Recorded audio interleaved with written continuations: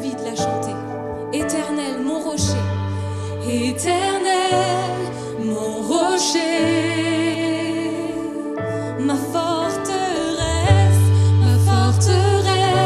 mon bouclier. Tu es l'éternel, éternel, mon rocher, ma forteresse, mon bouclier. Une dernière fois, chantons ensemble. Éternel, éternel, mon rocher, ma forteresse, mon bouclier. Dieu, tu es ma force et mon chant. Chaque jour, je me confie en toi. Tout-puissant, mon sauveur règne aux cieux. Dieu, tu es ma force. Dieu, tu es ma force, mon appui, la forteresse où je me réfugie, le rocher qui protège ma vie. Malgré les ténèbres et les dangers qui m'entourent, je lève les yeux pour accueillir ton secours. Je ne craindrai pas si tu veilles sur moi. Je suis venu pour te rencontrer, pour proclamer que tu es fort et puissant. Nul ne peut te résister, sois glorifié.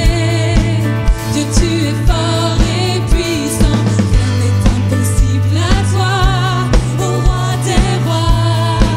Dieu, tu es fort et puissant, au-dessus de tous les noms, nous déclarons que tu es fort et puissant. Éternel, éternel, mon rocher, ma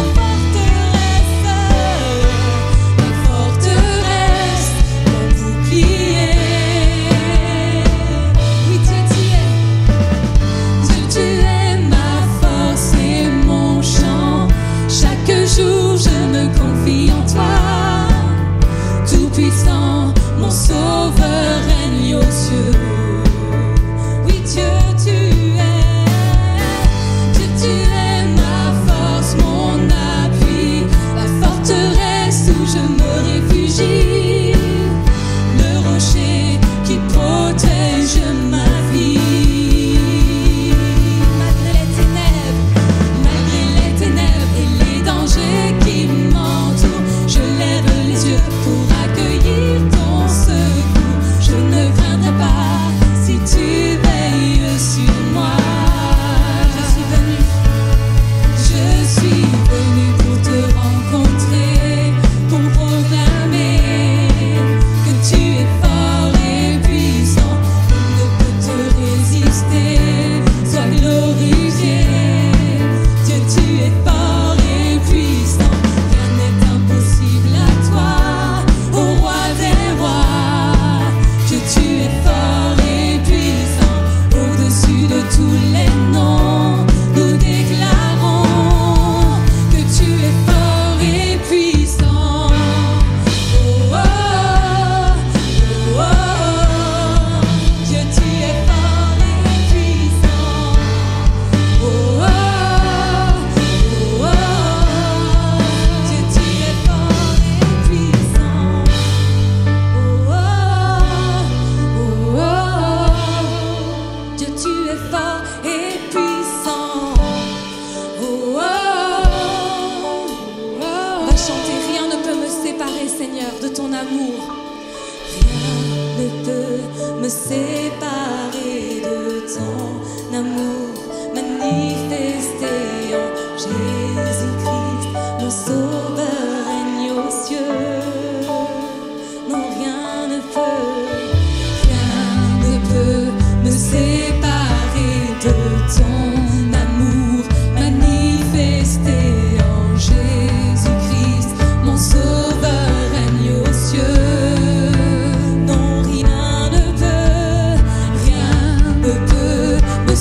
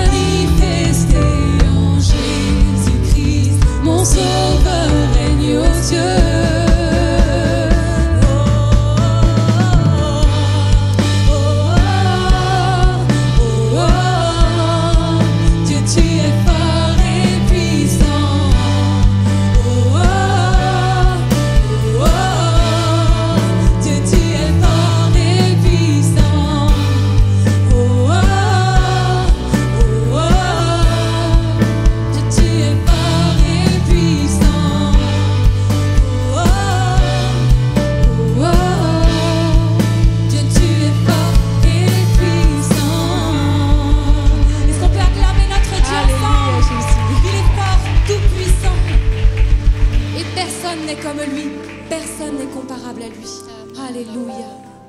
Amen.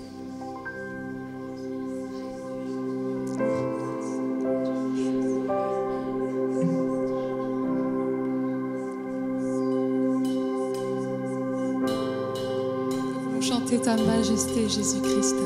Ton nom est merveilleux, ton nom est majestueux. Personne n'est comme toi, Fils de Dieu.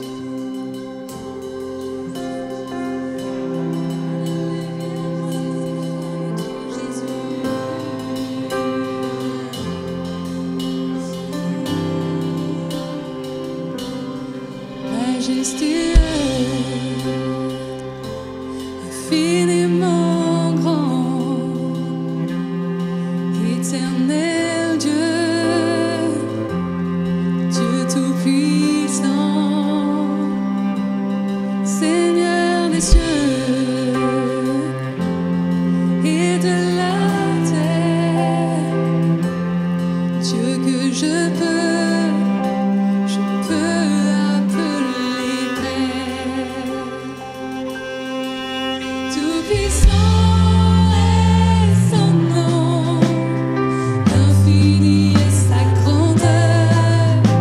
Devant lui, nous nous courbons, il est le roi. Tout-puissant est son nom, infini est sa grandeur. Devant lui, nous nous courbons, il est Seigneur. Mon avenir est dans ses mains. Je sais qu'en lui, je ne crains rien. Mon plus cher désir, ma volonté, c'est le servir pour l'éternité. Tout-puissant est son nom, infini est sa grandeur. Devant lui, nous nous courbons, il est le roi. Tout-puissant est son nom, infini est sa grandeur. Devant lui, nous nous courbons, il est Seigneur. Un jour tout genou fléchira, tous les peuples s'inclineront devant sa face. Pour toujours il régnera, et nos yeux le verront face à face.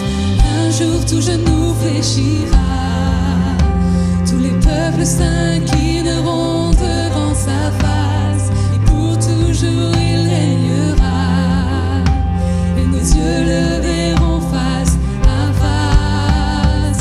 Un jour tout genou fléchira, tous les peuples s'inclineront devant sa face. Et pour toujours il régnera, et nos yeux le verront face à face. Tout-puissant est son nom,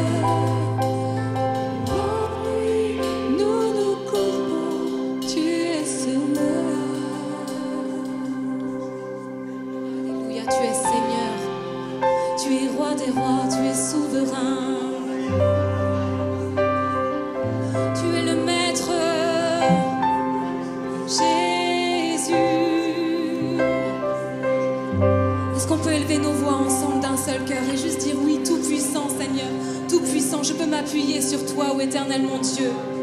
Tu es victorieux, tu es grand, tu es redoutable. Seigneur, comment ne pas élever ton nom? On va apprendre un chant ce matin qui chante la grandeur, la splendeur de celui qui nous a créés, façonnés, qui a créé le monde.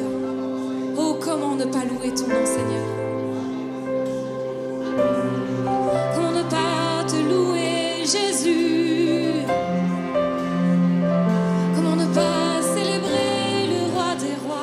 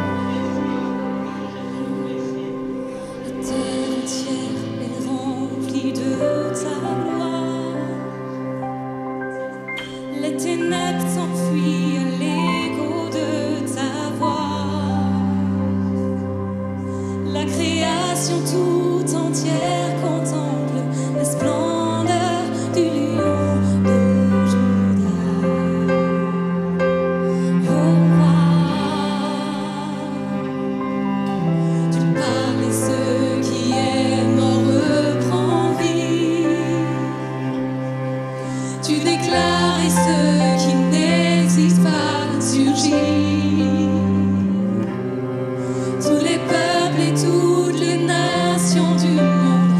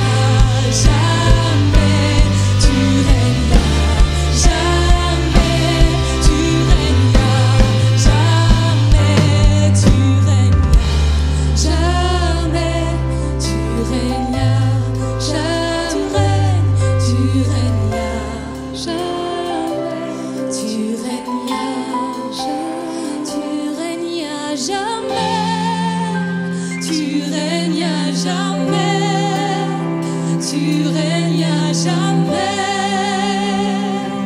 Jésus, tu règnes à jamais, tu règnes à jamais, tu règnes à jamais.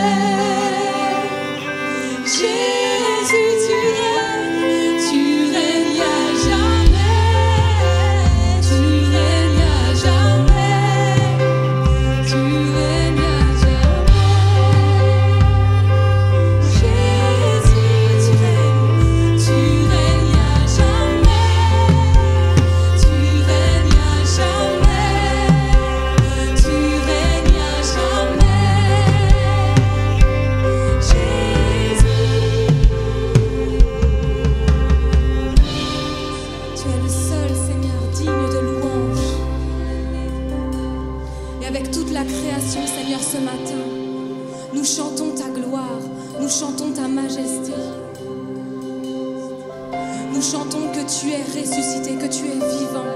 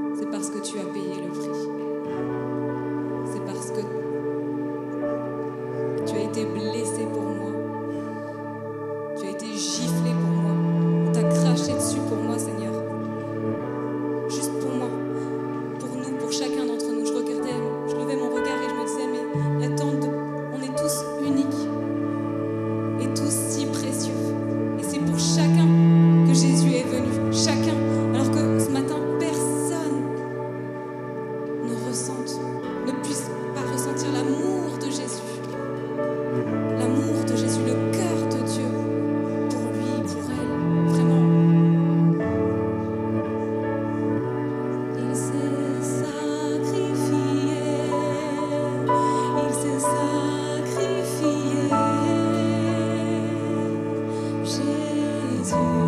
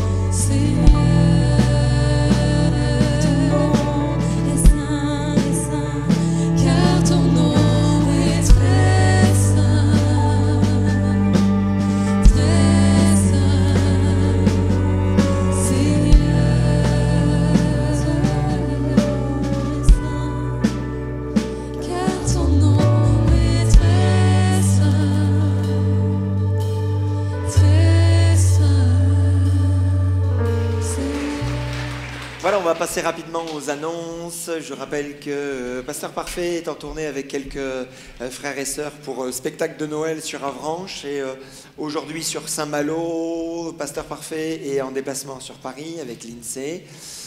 Voilà, donc vous avez la joie de m'avoir tout seul aujourd'hui. Voilà, les annonces. Besoin de prière après le culte, nous tenons à votre disposition pour prier avec vous, pour prier pour vous dans la salle de prière, donc n'hésitez pas, derrière le petit stand à gâteau.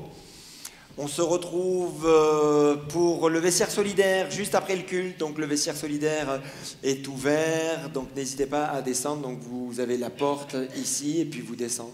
Vous allez sur la droite et vous avez les escaliers qui vont dans le sous-sol. Vous pouvez les emprunter et vous arriverez dans le vestiaire solidaire. Donc voilà, n'hésitez pas à y aller. On se retrouve mardi 14h30 pour notre temps de foi et partage, un temps où on ouvre la parole de Dieu ensemble, on chante, on passe des bons moments ensemble, on prie les uns pour les autres. Soirée de prière jeudi et on met ce mois-ci sur la famille, le focus sur la famille. On prie pour la famille, on prie pour les familles.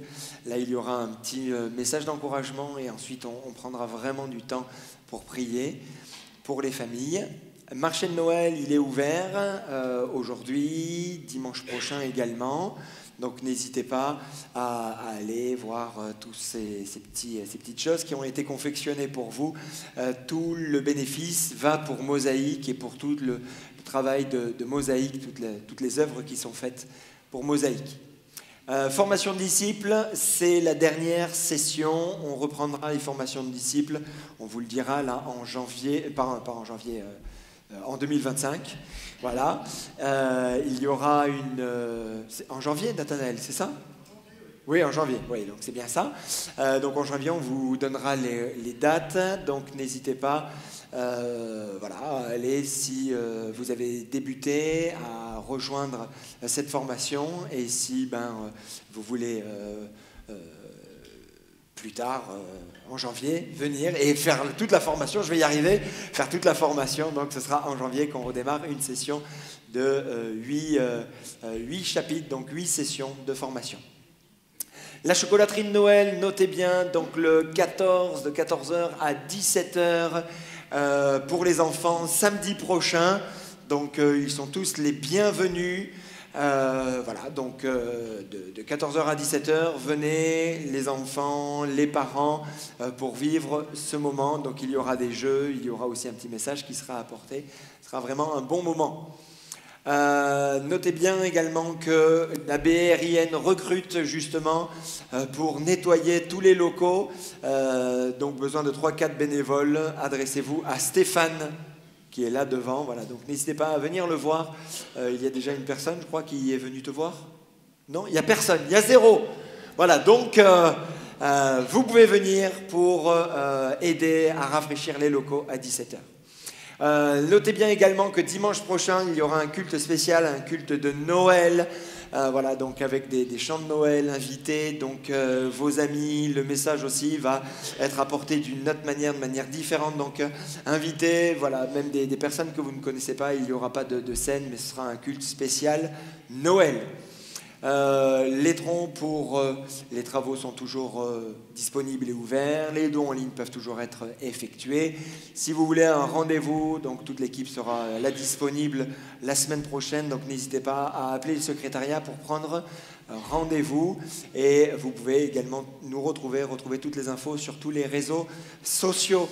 On va prier pour nos amis qui sont là au milieu de nous et on va prier pour ces moments. Seigneur, nous te bénissons pour ces moments que nous passons devant toi. Nous te prions pour nos 2 amis qui sont au milieu de nous et comme on vient de le dire, tu veux les bénir et tu vas les bénir, je le crois, bénir eux et leur famille. Nous voulons également être attentifs à tout ce que tu veux nous dire à travers le message, que sur les points qui vont être abordés, il y ait l'impact de ta parole, que ta parole fasse son œuvre dans nos cœurs, qu'elle nous amène plus loin, qu'elle nous amène à pardonner, mais bien plus encore. Jésus-Christ croit et nous croyons qu'il y a une bénédiction quand nous marchons selon ton conseil, parce que tu veux le meilleur pour chacun d'entre nous. Merci mon Dieu. Amen. Je pense que vous connaissez tous cet homme, Georges Brassens. Cet homme est un auteur, compositeur, interprète français. Il est très connu. Il a fait de nombreuses chansons qui restent dans les mémoires. Il avait cet esprit libre et il avait, quand on regarde un petit peu toute sa vie, il avait une inclinaison vers l'anarchisme. Il n'aimait pas les autorités. Il les critiquait d'ailleurs. Mais un jour, il y a eu un événement marquant dans sa vie. Et alors qu'il sort d'un cinéma, Georges Brassens est pris par un sérieux malaise. Et puis il tombe, et la première personne qui vient lui rendre secours, c'est un policier qui vient l'aider. Et ça l'a marqué profondément. Ça a marqué Georges Brassens. Alors lui, il était anarchiste, il n'aimait pas l'autorité. Pour lui, il fallait aucune autorité. Finalement, il a écrit en 1966 une chanson qui s'appelle L'Épave. Et là, il a commencé à adopter un ton un petit peu plus nuancé.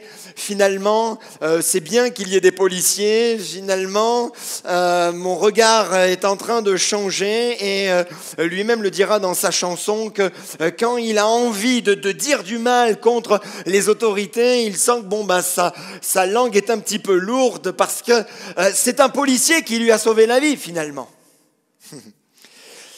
Sommes-nous prêts, nous aussi, à changer de regard? Est-ce qu'il nous faut un événement particulier pour que l'on change notre manière de penser, notre manière de voir? Comment allons-nous changer notre regard sur telle ou telle autre personne?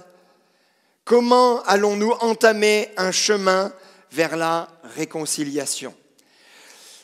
Pour appuyer notre réflexion, nous allons continuer à explorer la vie de Joseph, un exemple puissant de pardon, de réconciliation. Cet homme a vécu au 19e siècle, avant Jésus-Christ. Il a été en Égypte dans une période assez particulière parce que l'Égypte allait être frappée par la famine. D'ailleurs, toute la région allait être frappée par la famine. Une période pourtant de stabilité, de prospérité, mais c'est à ce moment-là que l'on découvre finalement Joseph. Son parcours est un parcours très inspirant et n'hésitez pas à aller revoir la vidéo dimanche dernier dans laquelle vraiment on parle de Joseph, de tout son parcours. Un homme que l'on a laissé à la tête de l'Égypte. Il est là le deuxième homme le plus puissant d'Égypte. Il a une autorité, il a la richesse, il a tout ce qu'il faut. On l'a laissé à ce niveau-là et pourtant, nous avons vu que c'était un jeune homme qui a été rejeté, abandonné par ses frères.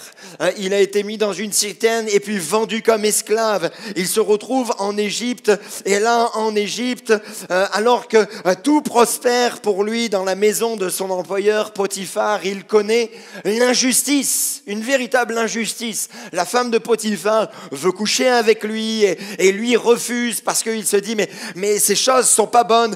Dieu me voit et je ne veux pas faire du mal non plus à mon employeur, au maître de maison. Et là, il est jeté en prison de manière injuste, accusé de viol injustement. Puis alors qu'il est en prison, il aide des personnes, les chansons, le panetier, des hommes influents qui étaient proches de Pharaon. Ils ont un rêve, ils donnent l'explication de leur rêve, il les aide, mais il est totalement oublié. Pourtant, cet homme se retrouve deuxième homme le plus puissant d'Égypte, juste après Pharaon. Comment cela a-t-il été possible? Un jour, Pharaon fait deux rêves très étranges. Et il voit 7 vaches belles et grasses qui sont dévorées par 7 vaches maigres et laides. Et puis il a un second rêve, coup sur coup, où là il voit 7 épis pleins et beaux qui sont engloutis par des épis maigres. Alors, aucun magicien à ce moment-là, aucun sage en Égypte n'arrive à donner l'explication de ses rêves. Et là, les chansons qui se souvient, d'un seul coup, il se souvient de Joseph. Il dit à Pharaon, écoute Pharaon, je vais te rappeler une histoire bien particulière, mais quand j'étais en prison, un homme a expliqué mon rêve. Et là, Pharaon dit, mais faites-le venir.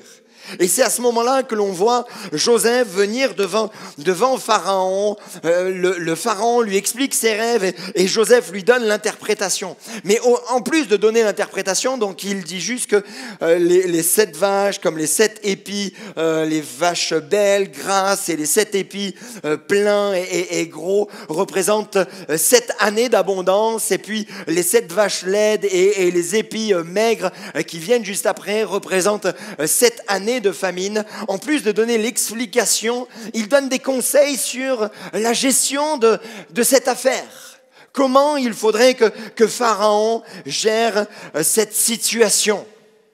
Devant une telle interprétation et même impressionné par les sages conseils de Joseph, Pharaon décide de retirer son sceau qui était comme la signature, qui était comme une marque importante pour tous les documents officiels. Tout le monde connaissait le sceau du pharaon, et quand le sceau du pharaon était apposé quelque part, il ne pouvait pas être contrefait. Ce sceau, ça avait une autorité, ça avait de la valeur. Et là, Pharaon décide d'enlever son sceau et de le donner à Joseph, le laissant finalement maître du pays, maître de la gestion de toute cette crise qui allait venir. Ça, c'est le contexte. On s'était arrêté sur le cœur de Joseph. Où est-ce qu'il en était vis-à-vis de son passé ? La naissance de ses fils nous donne un aperçu. Joseph donna au premier-né le nom de Manassé, car, dit-il, Dieu m'a fait oublier toutes mes peines et toute la maison de mon père. Et il donna au second le nom d'Éphraïm, car, dit-il, Dieu m'a rendu fécond dans le pays de mon affliction. Ces noms montrent que Joseph a pardonné. Attaché à Dieu, il a véritablement expérimenté le pardon. Dieu l'a béni, pourtant avec tout ce qu'il a vécu, tout ce qu'il a connu.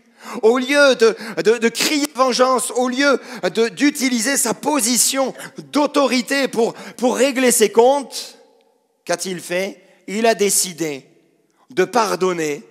Et finalement, en ayant ces 2 enfants, c'est tout un symbole. Au premier Manassé, Dieu a fait oublier toutes mes peines. Et puis en plus, il m'a rendu fécond, il m'a béni. L'histoire ne s'arrête pas ici. C'est déjà une belle fin. On se dit, c'est bon, Dieu lui a fait justice. Et puis l'histoire biblique ne nous dit pas, et Joseph eut d'autres nombreux enfants, et il fut heureux. Il acheta une maison à côté du Nil. Il avait une terrasse magnifique, un barbecue Weber qui marchait du tonnerre. Et puis, tous les soirs, il prenait un petit apéro quand le soleil se couchait. Non, l'histoire ne s'arrête pas là. L'histoire est même encore plus belle. Parce qu'on a vu une chose, pardonner. Pardonner, c'est une chose. Pardonner, c'est une étape. C'est une première étape importante. Se réconcilier, c'est autre chose. Le pardon est une décision personnelle. C'est ce qu'on a vu la semaine dernière. C'est une décision personnelle. Peu importe ce que les hommes disent, je décide, je fais le choix de pardonner, je fais le choix de tourner la page. Même si je n'ai pas forcément là le retour attendu, je fais le choix de pardonner, je fais le choix d'oublier toutes ces peines, je fais le choix de m'appuyer sur Dieu et de prendre le chemin de la liberté, être en paix dans mon cœur et Seigneur, guéris mon cœur, guéris mon âme. Je fais ce choix personnel. En revanche, la réconciliation nécessite minimum 2 personnes. Pour pardonner, on peut être seul. Pour se réconcilier, il faut être 2. La semaine dernière, après le message, il y a quelques frères et sœurs qui sont venus me voir et qui m'ont dit « Mais pasteur, je dois pardonner, mais comment je dois agir et réagir face à telle situation, à telle autre situation, face à telle personne ?» Ce serait tellement plus simple, finalement, de pardonner et que la personne qui nous a fait du mal, qui nous a offensés, aille vivre en Chine, aille vivre en Australie. Ce serait tellement plus simple. Et on dit oui, oui, oui, je pardonne, je les bénis parce qu'ils sont loin. J'ai un jour un collègue pasteur, il m'a dit, moi, Philippe, moi j'aime ma belle-mère. Mais alléluia, elle est au Chili. Je dis d'accord. Pour pardonner, on peut être seul. Pour se réconcilier, il faut être deux. Le titre de mon message la semaine dernière, c'était « Le pouvoir du pardon, oublié pour avancer ». Le titre de mon message ce matin, c'est « Le pouvoir de la réconciliation, rebâtir pour aller plus loin ». Rebâtir pour aller plus loin. L'histoire de Joseph nous offre des clés essentielles pour comprendre ce processus et pour nous positionner face à nos propres blessures. Quelles sont les étapes pour nous réconcilier ? Quelles sont les marches que l'on doit passer pour nous réconcilier? Première chose, c'est la reconnaissance des blessures. Les 7 années sont passées, 7 belles années sont passées, la famine là, commence à toucher l'ensemble de cette région du monde. Et en Canaan, de là où vient Joseph, la famine touche également à ce moment-là, et sa propre famille est touchée par la famine, mais ils entendent dire qu'en Égypte, il y avait du blé. Alors la Bible nous dit, quant à Joseph, il exerçait donc le pouvoir sur le pays, c'était lui qui vendait du blé à toute la population du pays. Les frères de Joseph vinrent, se prosternèrent devant lui, le visage contre terre. Quand Joseph vit ses frères, il les reconnut, mais il se comporta en étranger vis-à-vis d'eux. Il leur parla durement et leur dit, « D'où venez-vous » Ils répondirent, « Du pays de Canaan pour acheter des vivres. » Si Joseph reconnut ses frères, eux ne le reconnurent pas.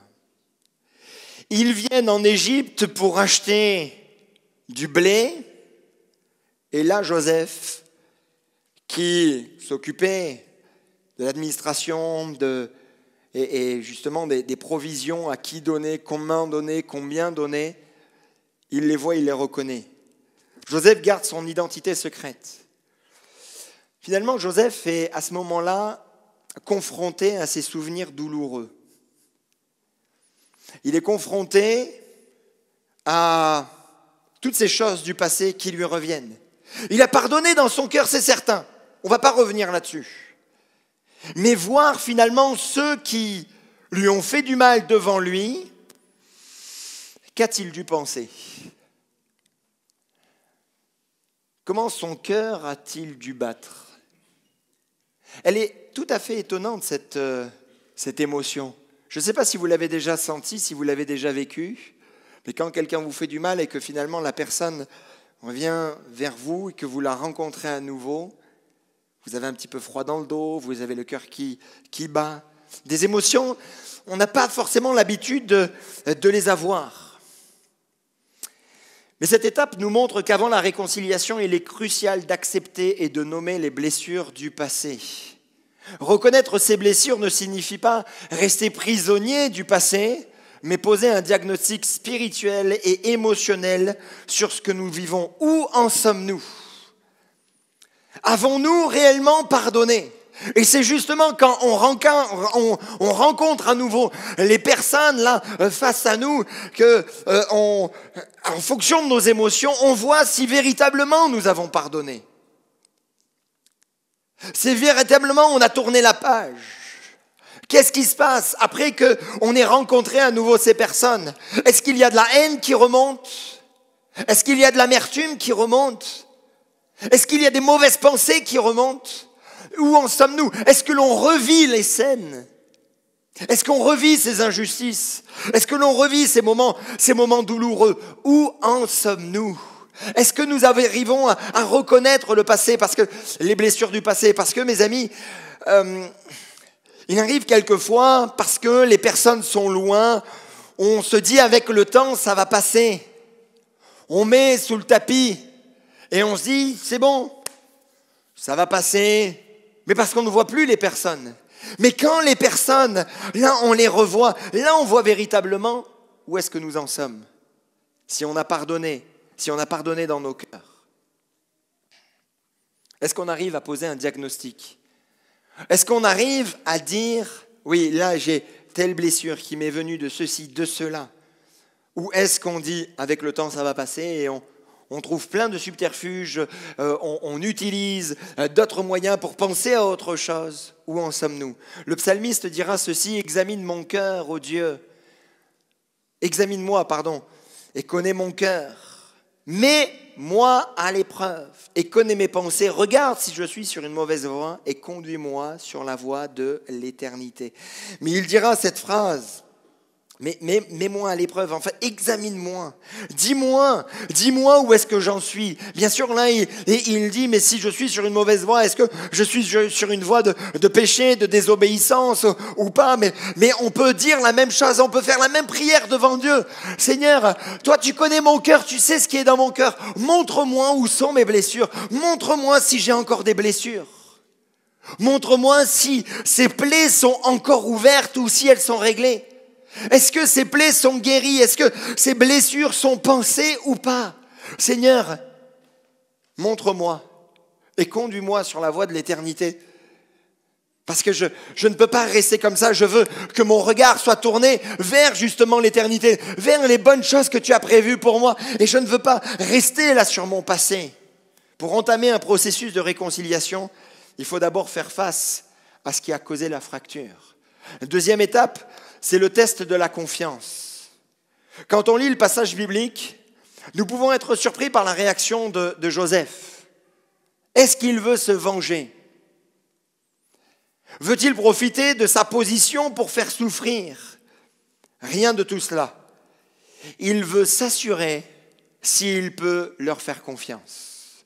Et la Bible nous dit ceci: Joseph se souvint des rêves qu'il avait eus à leur sujet et leur dit: vous êtes des espions. C'est pour examiner le pays, les points faibles du pays que vous êtes venus. Ils lui répondirent: non, Seigneur, tes serviteurs sont venus pour acheter du blé. Nous sommes tous les fils d'un même homme. Nous sommes sincères. Nous, tes serviteurs, nous ne sommes pas des espions. Il leur dit: pas du tout. C'est pour examiner les points faibles du pays que vous êtes venus. Ils répondirent: nous, tes serviteurs, nous étions 12 frères. Fils du même homme dans le pays de Canaan. Le plus jeune est aujourd'hui avec notre père et il y en a un qui n'est plus là. Joseph leur dit: c'est ce que je viens de vous dire, vous êtes des espions, vous êtes des espions.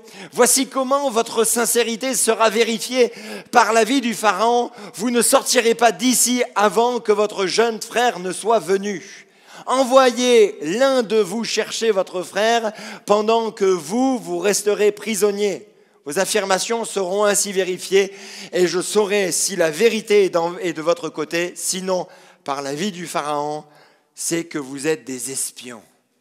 Oh là là, Jojo, qu'est-ce qui se passe? Pourquoi tu agis comme ça? Il accuse ses frères d'espionnage. La suite de l'histoire nous dit que Joseph les a mis à l'épreuve en exigeant qu'ils ramènent Benjamin pour prouver leur bonne foi.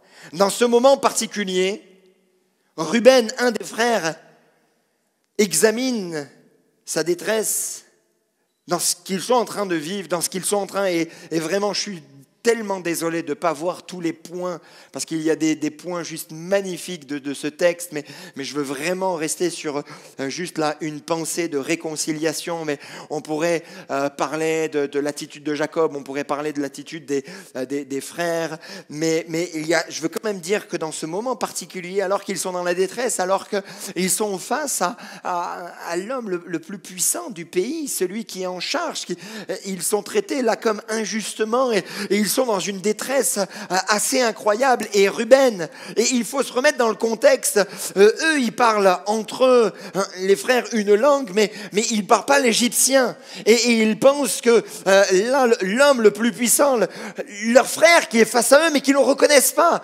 ils pensent que lui ne parle que égyptien, qu'ils ne comprennent pas ce qu'ils sont en train de dire.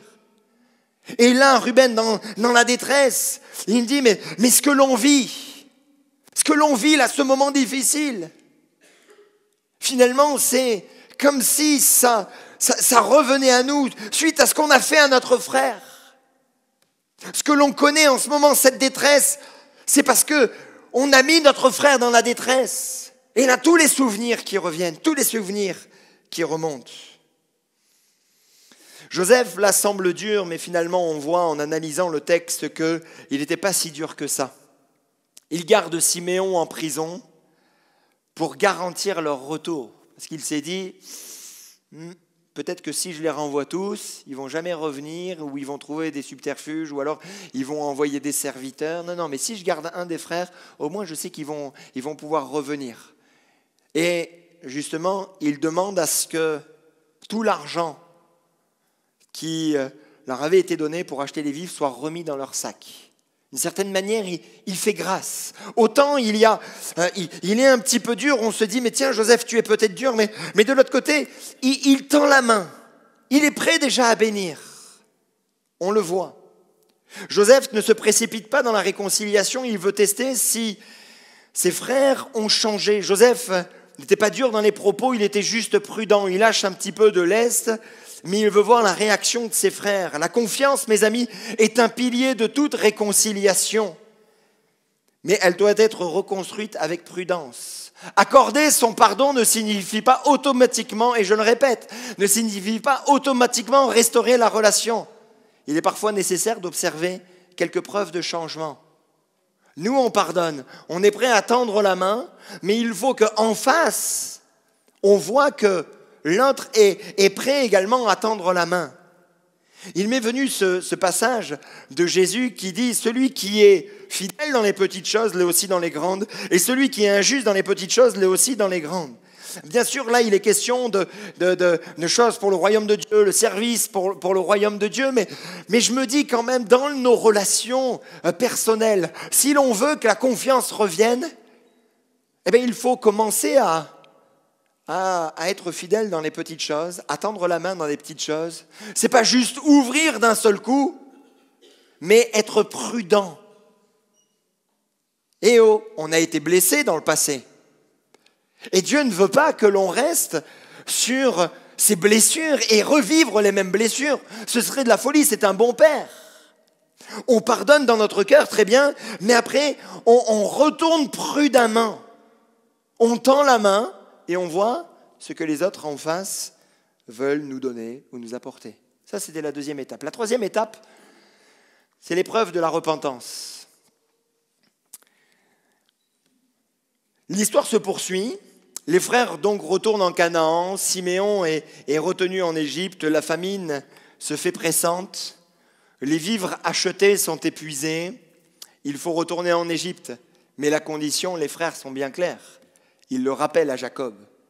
La condition, il faut que Benjamin, le plus jeune, le deuxième fils de la femme préférée de Jacob, doit descendre en Égypte. C'est la condition. Jacob ne veut pas. Jacob ne veut pas.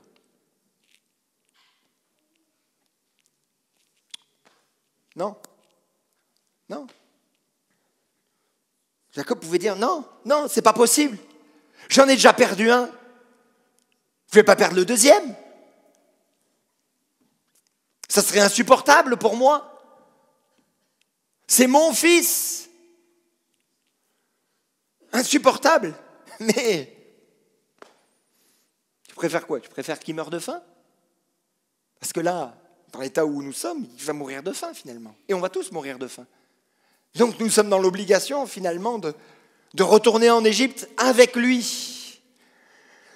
Finalement, il laisse partir Benjamin avec les frères. Lorsque les frères reviennent avec Benjamin, Joseph les invite à un repas. Il les accueille. Mais avant cela, et c'est assez intéressant de voir, avant cela, les frères parlent avec l'intendant de Joseph et ils disent à l'intendant « Pardon Seigneur, nous sommes déjà descendus une fois pour acheter de la nourriture. Quand nous sommes arrivés à l'endroit où nous devions passer la nuit, nous avons ouvert nos sacs et constaté que l'argent de chacun était à l'entrée de son sac. Notre poids exact d'argent, nous le rapportons avec nous. Nous avons amené une autre somme d'argent pour acheter de la nourriture. Nous ne savons pas qui avait mis notre argent dans nos sacs. Ils n'ont pas essayé, et là c'est intéressant de voir que les frères n'ont pas essayé de cacher, de mentir, de raconter une histoire. Ils étaient sincères. Et là Joseph observe également leur attitude. Et également leur attitude avec Benjamin. Parce que lors du repas, qu'est-ce qu'il demande, Joseph? Il demande à ce que l'on serve à tout le monde à manger, mais à Benjamin, il demande à ce qu'on le serve 5 fois plus. Et là, il voulait voir où est-ce qu'ils en étaient. Est-ce qu'ils avaient encore de la jalousie? Est-ce qu'ils étaient méchants? Et finalement, rien de tout cela. Rien de tout cela. Joseph cherche des signes de changement. Les blessures qu'il a subies ne peuvent guérir complètement sans voir une véritable repentance chez ses frères. Il s'assure que leur comportement passé, jalousie envers lui, ne se répète pas envers Benjamin. Mes amis, la réconciliation demande souvent une reconnaissance sincère des torts commis par l'autre partie. Il doit y avoir des gestes, il doit y avoir des comportements. Si l'on veut se réconcilier avec la personne qui nous a fait du mal, il faut que la personne nous dise quelque chose. Au-delà même de faire quelques petits gestes pour nous, il faut que la personne aille jusqu'à demander pardon. Qu'il y ait des comportements, des regards, des propos qui clairement montrent qu'il y a une véritable repentance. Que la personne nous dise, je reconnais que je t'ai fait du mal, je t'ai fait du tort, je ne comprenais pas, je n'ai pas tout saisi. Peut-être que ça va venir tout de suite. Peut-être que c'est dans la discussion, parce qu'on recommence petit à petit à discuter. Et il faut qu'on voit ce que l'autre a à dire. Mais mes amis, si l'autre personne veut aller plus loin dans la relation, à un moment donné, elle va dire les choses. Elle va dire, écoute, est-ce qu'on peut parler sérieusement d'une chose? Juste, on réouvre la porte et on la referme. Mais il faut que dans mon cœur, je sois soulagé. Ça, c'est une relation saine qui doit être reconstruite dans des bonnes conditions. Comprenez? Oui. Proverbe nous dit ceci. Ah, je ne l'ai pas noté, je suis désolé. Proverbe 28, 13 nous dit ceci. Celui qui cache ses transgressions ne réussira pas. Mais on aura compassion de celui qui les reconnaît et qui les abandonne. Voir un changement d'attitude peut aider à apaiser les peurs et guérir les cœurs blessés pour aller plus loin dans la réconciliation. Quatrième chose, le test ultime de l'amour. Après avoir passé une bonne soirée, après avoir bien mangé, bien bu, passe une super soirée finalement. Super soirée. Ils doivent retourner en Canaan, l'heure du départ a sonné, mais Joseph met à nouveau ses frères à l'épreuve. Que fait-il? Il fait cacher sa coupe dans le sac de Benjamin. Alors imaginons, ils sont tous là avec leurs bêtes de somme, ils mettent donc tout leur sac avec le blé à l'intérieur, chacun a sa part de blé, et puis ils retournent et certainement sur le chemin ils se disent « Waouh, c'est super, on a quand même passé une super soirée, c'est incroyable ce qui nous est arrivé. On s'est retrouvés dans le palais de l'homme le plus puissant d'Égypte après Pharaon, assez incroyable, et puis ils doivent se souvenir, t'as goûté le vin? Le vin il était bon et tout ça. Et puis il y avait un foie gras incroyable. J'ai jamais mangé un foie gras. Bref, vous imaginez toutes les discussions qui peuvent être là. Mais ce qu'il ne savait pas, c'est que Joseph avait manigancé un petit truc, une petite épreuve. Il a pris sa coupe, et c'était quelque chose d'important, cette coupe. Cette coupe, c'était un calice, symbole de... Bien sûr, il y avait le symbole de pouvoir, mais surtout, il y avait quelque chose de très spirituel à l'intérieur pour les Égyptiens. Selon la pensée égyptienne et dans leur culture, la coupe, là, du maître, dans cette coupe, on pouvait lire l'avenir. Donc, en fait, c'était un symbole. Tu pouvais lui piquer des boucles d'oreilles, tu pouvais lui piquer des colliers, il n'y a pas de problème. Mais là, la coupe... Enfin, il n'y a pas de problème. Là, la coupe, c'était quand même quelque chose d'assez important. Ça avait une valeur symbolique et puis spirituelle. Ça avait les deux choses ultra importantes. Et cette coupe, elle a été mise dans le sac de Benjamin. Imaginons, donc ils sont là, ils discutent. Et là, d'un seul coup, ils se retournent et ils voient l'intendant venir à eux. Dire, hey, il y a quelqu'un d'entre vous qui a volé la coupe. Il a volé la coupe de mon Seigneur.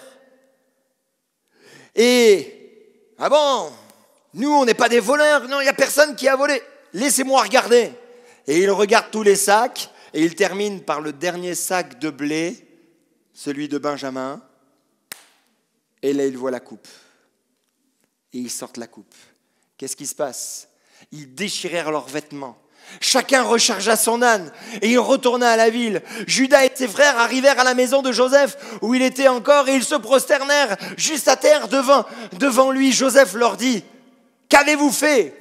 Ne savez-vous pas qu'un homme comme moi a le pouvoir de deviner l'avenir?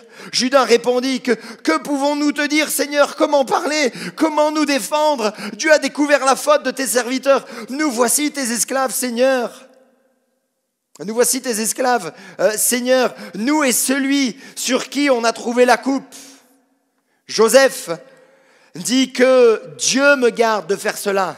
C'est l'homme sur qui on a trouvé la coupe qui sera mon esclave. Quant à vous, remontez en toute tranquillité vers votre père. Waouh! Waouh, waouh, waouh! Mauvaise ambiance. On passe une super soirée. Le lendemain, il y a tout qui s'écroule. Et là, l'homme le plus puissant, qui a tout pouvoir, dit: non, non, non, non, vous allez me laisser Joseph, là. Vous allez me laisser Benjamin. Vous pouvez retourner tranquille. Mais Benjamin, je le garde pour esclave. Et là, il y a ce moment magnifique, tellement, tellement beau, où Judas, le frère, vient devant Joseph et lui dit: ôte-moi même la vie. Mais pour mon petit frère, je veux qu'il reparte. Sinon mon père va mourir. Je suis prêt à me donner totalement. Je suis prêt à me sacrifier à sa place. Parce que je ne veux pas que mon frère meure et que mon père meure. S'il apprend ça, ce serait horrible. Je suis prêt à prendre sa place. Et même les autres frères se sont dit: mais nous aussi on est prêts à prendre la place.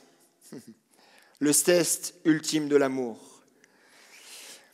Le test est crucial pour Joseph. Il veut voir si ses frères ont appris à aimer et ont appris à protéger. Il veut voir jusqu'où ils peuvent aller. Sont-ils prêts à se donner ou à se sauver eux-mêmes? Sont-ils prêts? Vont-ils défendre leur frère ou vont-ils le vendre comme esclave, comme lui a été vendu comme esclave? Judas, en se proposant comme substitut, démontre que les cœurs ont changé. Mes amis, pour restaurer une relation, il est souvent nécessaire de voir que l'autre personne soit prête à faire des sacrifices pour le bien de la relation, montrant ainsi un amour renouvelé, prêt à se donner. Vous voulez qu'il y ait une réconciliation, vous avancez tranquillement, vous êtes guéri de vos blessures, commencez à faire confiance, vous voyez des petits changements chez l'autre, finalement, vous voyez qu'il y a une forme de repentance. Mais pour finalement reprendre une relation comme elle était avant, jusqu'où est prête à aller l'autre personne? Est-ce qu'elle est prête à se donner? Est-ce qu'elle est prête à faire des sacrifices? Même si ça lui coûte. Jésus est l'exemple parfait. Qu'est-ce qu'il a dit? Il a dit: il n'y a pas de plus grand amour que de donner sa vie pour ses amis. Alors vous allez dire: oui, mais ça c'est Jésus. C'est vrai, c'est Jésus, et il a donné sa vie pour nous. Pourtant, Jean a dit ceci: voici comment nous avons connu l'amour. Christ a donné sa vie pour nous. Nous aussi, nous devons donner notre vie pour les frères et sœurs. Petits enfants, n'aimons pas en parole et avec la langue, mais en acte et avec vérité. C'est bien de dire je t'aime. C'est bien de dire ok, je me repens. Mais qu'est-ce que tu es prêt à faire en fait? Qu'est-ce que tu es prêt à donner? Quelles garanties sont posées? Jusqu'où la personne est prête à aller? Alors attention, il ne faut pas devenir des manipulateurs après derrière et des personnes qui prennent le dessus sur la personne pour la rabaisser et pour l'humilier. Là, le Seigneur ne sera plus du tout avec vous. Mais il doit y avoir dans la réconciliation justement également ce travail où l'autre est prêt à à dire pour notre relation, pour notre amitié, pour notre futur, voilà, je suis prêt à sacrifier ça finalement.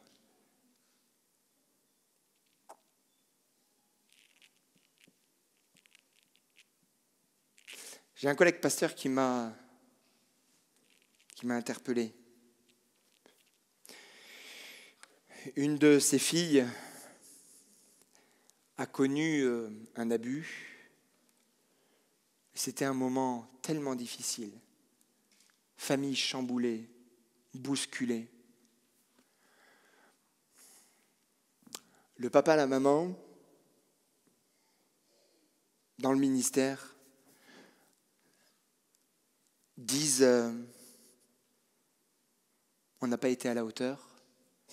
On a peut-être été pris par le ministère, on a peut-être été pris par tout ce qui se passe autour de nous, par le travail, et on ne s'est pas occupé de toi, on ne t'a pas protégé, on n'a pas fait ce qu'il fallait. Et il a fait une réunion de famille, tous les enfants étaient là, et je parle d'enfants, certains avaient moins de 18 ans, et la fille en question avait moins de 18 ans. Et là, dans la réunion de famille, il dit, écoutez, voilà ce qui s'est passé, voilà ce qu'elle a connu. Et ils pleuraient tous les deux. Et ils disaient, voilà, on demande pardon, on vous demande pardon. Mais le plus important, c'est vous. Le plus important, c'est toi, ma fille. Donc on prendra le temps que ça prendra. Et si je dois arrêter le ministère, j'arrêterai le ministère pour toi, ma chérie. Parce que je veux que tu sois bien.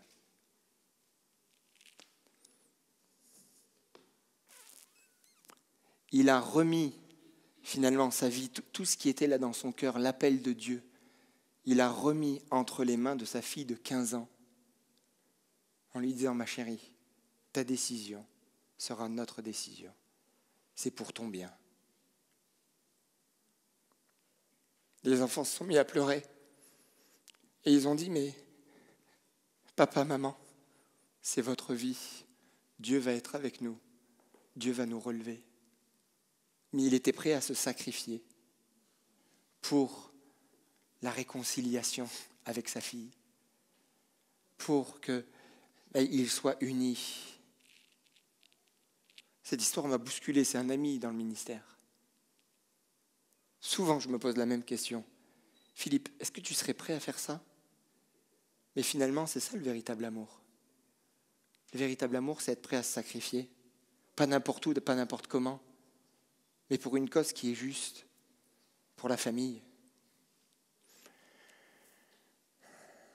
Mes amis, le principe de la réconciliation est totalement biblique.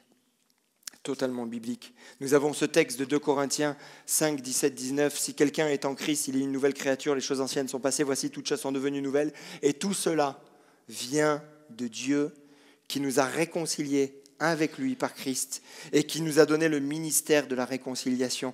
Car Dieu était en Christ réconciliant le monde avec lui-même en n'imputant point aux hommes leurs offenses. Et il a mis en nous la parole de la réconciliation. Il est question ici d'être réconcilié avec Dieu. Mais également, on peut y voir et on peut faire un parallèle avec les autres, être réconcilié avec les autres.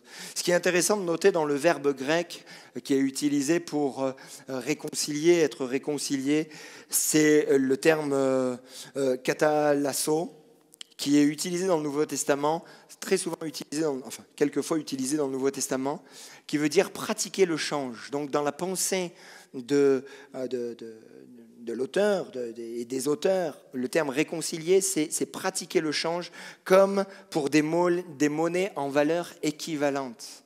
En fait, ce qu'il faut bien comprendre, c'est que dans la réconciliation, ce n'est pas tout l'un qui se donne et puis l'autre ne donne plus rien, mais c'est de manière équivalente, de manière équilibrée.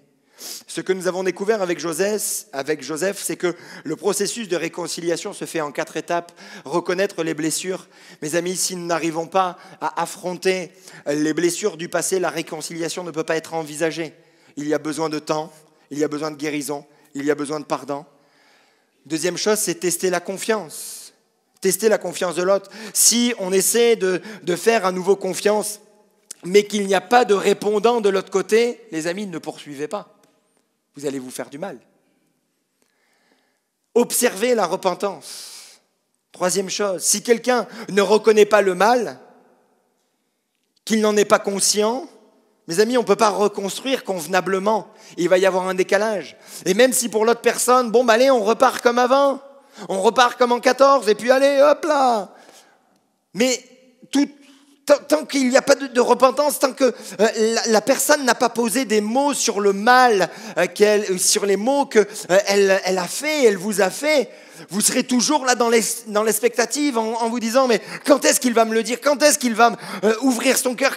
Mais vous ne serez pas bien et il y aura un décalage dans la relation. Quatrième chose, c'est vérifier l'amour. Quel sacrifice l'autre est prêt à faire? Qu'est-ce qui est le plus important? Jusqu'où la personne est prête à aller? Maintenant, il faut transformer les faits. Que se passe-t-il une fois que les 4 points sont vérifiés? Et il y a 2 points importants. Vivre une réconciliation réelle et reconstruire la relation. C'est les 2 choses. Ok, il y a eu une blessure, il s'est passé quelque chose, on est passé par toutes les phases. Maintenant, qu'est-ce qu'on fait concrètement? Concrètement, nous le voyons dans Genèse 45, et vraiment, je vous invite à relire tous ces passages. Joseph dit à ses frères, « Approchez-vous de moi ». Ils s'approchèrent et il dit, « Je suis Joseph, votre frère, celui que vous avez vendu à destination de l'Égypte. Maintenant, ne vous tourmentez pas et ne soyez pas fâchés contre vous-même de m'avoir vendu pour que je sois conduit ici, car c'est pour vous sauver la vie que Dieu m'a envoyé ici avant vous. » Non mais, Joseph, tu as passé 13 ans de galère, de tes 17 ans à tes 30 ans, 13 ans de galère. Il y a eu des moments sympathiques, des moments beaucoup plus difficiles, beaucoup plus douloureux. Mais là, Joseph a montré par là une profonde maturité. Il ne nie pas leur faute, mais il l'intègre dans une perspective divine. Ce qui montre qu'il a totalement été guéri. Il ne cherche pas à les punir, mais lui, il cherche à restaurer la relation. Et si il a vu là tous les changements chez les frères, il n'a pas dit « C'est bon, j'ai vu jusqu'où vous pouvez aller, continuez votre vie, je continue la mienne. » Non, il a cherché à restaurer vraiment la relation. Il savait très bien ce qui s'était passé. La réconciliation véritable s'appuie sur le pardon et la capacité de voir la main de Dieu dans chaque situation, même les plus douloureuses. Ça demande humilité, foi, capacité à lâcher prise. Croyez-moi, le bénéfice est énorme. Et la Bible nous dit que s'il est possible, dans la mesure où cela dépend de vous, soyez en paix avec tous les hommes. Soyez en paix avec tous les hommes. Ça, c'était le premier point. Le deuxième point, c'est reconstruire la relation. Parce que quand il y a eu des blessures, après, il faut reconstruire. Ça ne vient pas tout de suite comme ça, d'un seul coup. Non, il faut reconstruire. Il faut qu'on réapprenne, finalement, à se connaître. Et on voit qu'il y a des preuves d'amour du côté de Joseph. Je passe très rapidement tout cela. Il les bénit. Il dit, allez, remontez en Canaan et revenez vite avec papa. Mais il leur donne des vêtements, il leur donne de la nourriture, il leur donne tout ça. Il leur dit surtout, avant de partir, je trouve assez rigolo, il leur dit, ne vous disputez pas en chemin.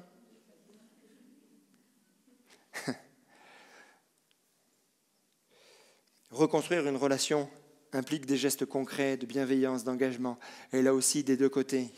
Une réconciliation durable nécessite de poser des bases solides, souvent accompagnées de preuves d'amour et de soins mutuels. On se parle.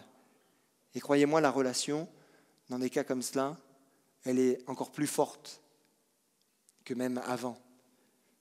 Parce que finalement, la blessure, la douleur, nous a amenés à nous réconcilier et à repartir sur d'autres bases.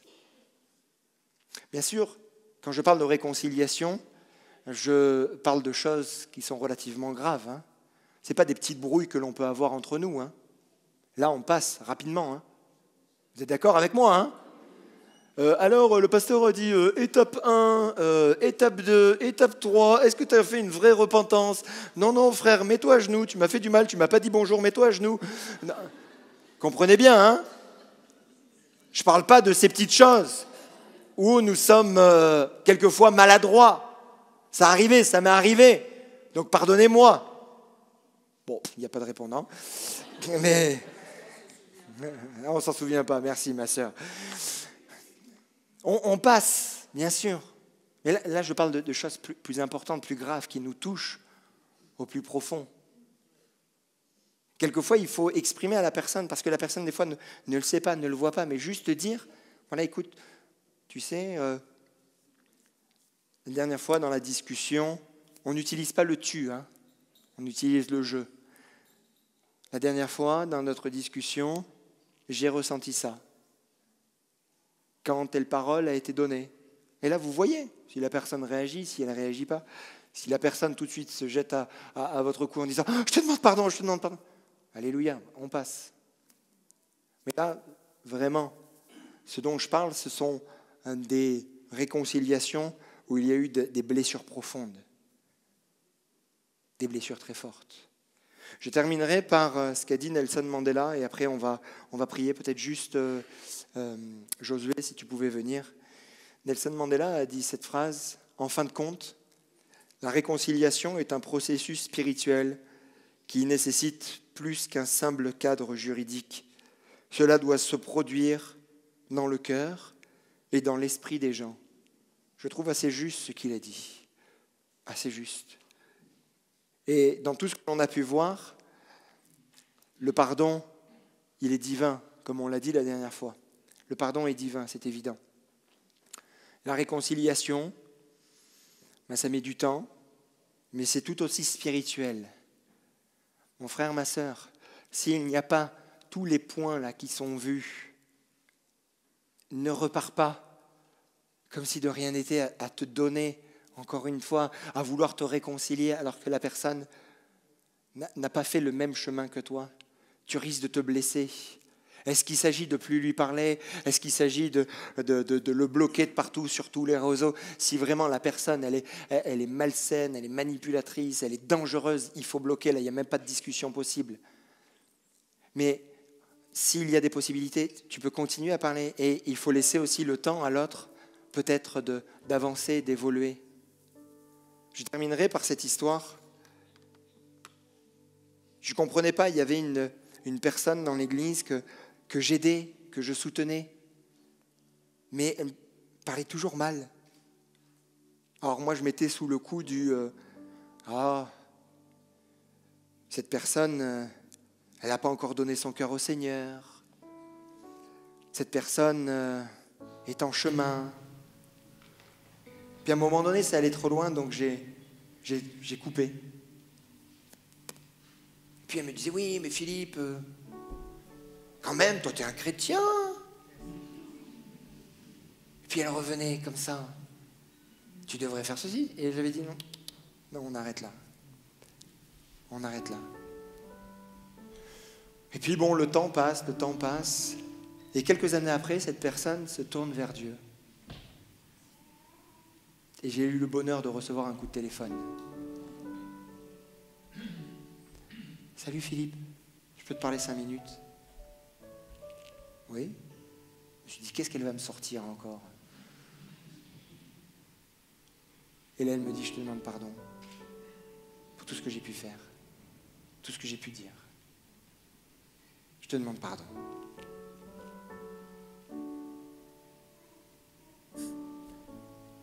Je lui dis, mais moi je te pardonne. Je te pardonne. Sans problème.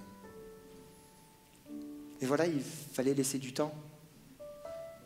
Il fallait que j'attende comment cette personne évoluait pour finalement l'avoir il y a quelques semaines au téléphone. Comme si rien ne s'était passé en fait. C'est assez incroyable. Mais ça, c'est la force et le pouvoir de la réconciliation. On a notre rythme, les autres ont leur rythme. Seigneur, moi je continue à avancer avec le pardon dans le cœur, et je reste toujours ouvert. S'il y a peut-être une approche, bon, je vais peut-être donner le change, mais j'attends de voir.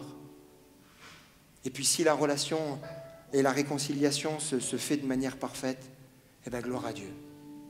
Gloire à Dieu. Le Seigneur sera glorifié. Amen. Je vous invite à fermer les yeux et on va terminer juste par la prière simplement. Seigneur, nous sommes devant toi, nous avons abordé certains sujets et nous réalisons que oui, tout est spirituel, le pardon est divin et la réconciliation a forcément un impact spirituel. Il y a tout un travail spirituel qui se fait. Aide-nous à avoir la bonne mesure. Je veux te prier pour mes frères, mes sœurs qui sont encore dans les blessures, qui prennent le temps d'être guéris, de pardonner déjà dans leur cœur d'une manière personnelle et de se pardonner également eux-mêmes. Guéris-les en profondeur. Seigneur, si c'est dans ta volonté, que peut-être la confiance puisse revenir, qu'il y ait un véritable esprit de repentance et que la personne soit prête. Je dirais même, c'est la suite logique d'une vraie repentance, que la personne soit prête à se sacrifier, faire comme des actes d'amour. Garde-nous, Seigneur, dans notre position. Nous qui avons pardonné, mais qui attendons de la part de l'autre, des avancées, garde-nous. Parce qu'on est comme en position de force de prendre le dessus. Parce qu'aujourd'hui, nous sommes dans cette position, demain, méchants comme des fois nous le sommes, nous pouvons être de l'autre côté. Et nous voulons agir avec bienveillance, avec bonté, avec grâce. Parce que tu nous as fait grâce. Parce que tu nous as fait grâce, alors Seigneur, on veut faire grâce. Peut-être permet des événements pour qu'on change de regard. Donne-nous d'avoir peut-être une vision plus juste, plus claire que la vision blessée que nous propose notre cœur. Mais ta vision à toi, ton regard à toi, ton regard est toujours un regard de vérité. Oh, tu n'es pas celui qui va mettre sous le tapis, tu n'es pas celui qui va cacher des choses, mais tu mets tout en lumière, afin que toute chose mise en lumière puisse nous conduire vers une guérison, vers un pardon. Merci mon Dieu de nous conduire chacun d'entre nous. Des réconciliations se feront, alléluia, on se réjouira tous ensemble. D'autres ne se feront pas parce que chacun va à son rythme et certains restent avec un cœur mauvais. Mais ça ne nous appartient pas. Nous, notre rôle premier, c'est de pardonner et de continuer à avancer. Pour la réconciliation, on est prêt à avoir les cœurs ouverts. Nous sommes prêts à sentir bien les marques d'affection, à regarder les comportements, les gestes, à écouter bien attentivement les paroles. Garde-nous, Seigneur, de vivre à nouveau le mal. On l'a vécu une fois, ça suffit, on ne veut pas le vivre une deuxième fois. Garde chacun, donne de la sagesse, de l'intelligence, dans les rapports, dans les comportements, les uns avec les autres. Et bien sûr, puisque nous sommes dans le mois où nous parlons de la famille, savons qu'il y a, justement dans ce cadre-là, besoin de réconciliation dans les familles. Et tu nous l'as dit, si c'est possible, dans la mesure où cela dépend de nous, que l'on soit en paix avec tous les hommes, avec notre mère, avec notre père, avec notre frère, avec notre sœur, avec notre fils, avec notre fille, avec notre oncle, avec notre tante, avec notre cousin, avec notre cousine, avec cet ami proche. Seigneur, pose tes mains. Nous remettons toutes ces situations entre tes mains, pour ta gloire. Amen. Amen. Soyez bénis, rentrez bien, saluez-vous les uns les autres.